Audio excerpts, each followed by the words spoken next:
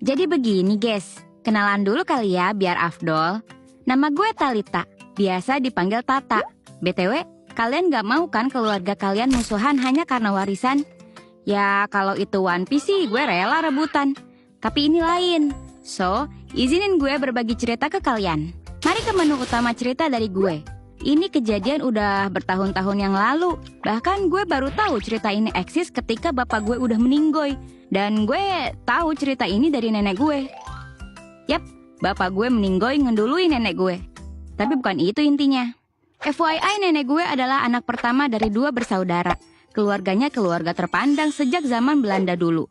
Keluarganya adalah orang asli Lembang. Dan bapaknya nenek gue, which is buyut gue, adalah bapak lurah di sana.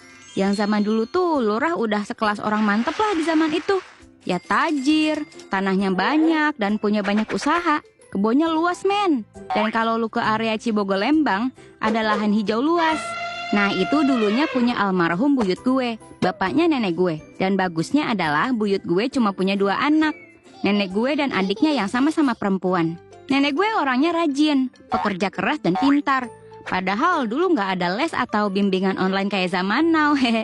Sedangkan adiknya nenek gue, sebut saja tante, orangnya agak pemalas, ngeyel dan kerjaannya pacaran mulu. Pinter sih, tapi ya gitu deh. Sementara tantenya ini dimanja gitu sama orang tuanya. Mungkin karena bungsu kali ya, jadi agak beda gitu sifatnya. Ya gue tahu nggak semua bungsu kayak gitu. Jadi please jangan hujat gue. Ini kan gue ceritain apa yang ada di keluarga gue. Jangan marah ya sobat bungsu. Meski begitu nenek gue nggak iri dan tetap sayang sama adiknya. Gue nggak tahu sih. Kalau gue sih udah ceramah no jutsu ada macam gitu. Nenek gue orangnya terlalu baik dan gak enakan sih. Resiko jadi orang yang gak enakan tuh guys. Back to the story. Akhirnya dengan segala daya dan upaya, nenek gue akhirnya bisa dapat kerjaan bagus di Bandung dan membangun keluarga di sana bersama dengan kakek gue yang udah nungguin dia sejak dia sekolah. Cie, nungguin cie. Sedikit side story, orang zaman dulu cerita cintanya gemes-gemes dah. Kakek gue rela nungguin 10 tahun lebih demi bisa nikahin nenek gue. Dan dulu tuh orang kalau pacaran bukan keluar berdua kayak sekarang. Dulu tuh kakek gue ngobrol-ngobrol sama buyut gue.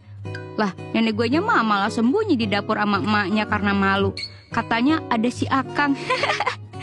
Jadi intinya kakek gue ngambil hati buyut gue dulu. Baru kalau dapat restu, dia deketin nenek gue. Kayaknya di zaman segitu dulu belum ada tuh cegil-cegil gak jelas kayak sekarang.